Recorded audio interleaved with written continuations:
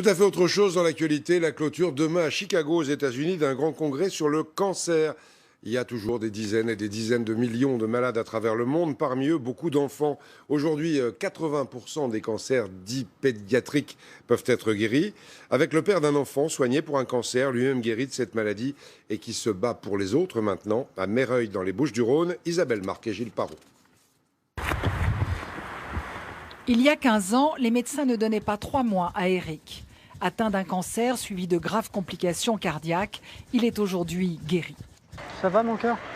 Et lorsque son petit garçon a été lui aussi victime d'une tumeur soignée en 2011, Eric a eu l'idée de mettre ses jambes au service de la lutte contre le cancer des enfants. Je les trouve beaucoup plus courageux que les adultes. Je me suis plaint une journée. Mon fils, il ne s'est jamais plaint.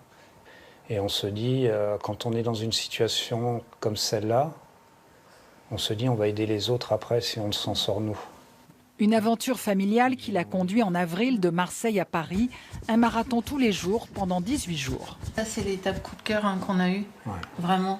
Un marathon pour soutenir les familles et faire avancer la recherche. 20% d'enfants atteints de tumeurs ne guérissent pas. Ça y est. De rencontrer autant de solidarité sur un projet qui naît il y a à peu près 6 mois, la page Facebook, et se dire on en est là, on se dit on a bien fait de le faire en tout cas. À l'arrivée, un premier chèque est remis à ce professeur et son équipe qui explorent une nouvelle piste pour les enfants, la médecine personnalisée. Pour les traitements standards, on a atteint nos limites dans les dernières années. On va maintenant cibler le traitement spécifique à la tumeur du patient. Surnommé le messager de l'espoir, Eric compte bien continuer à se battre et changer le regard sur la maladie.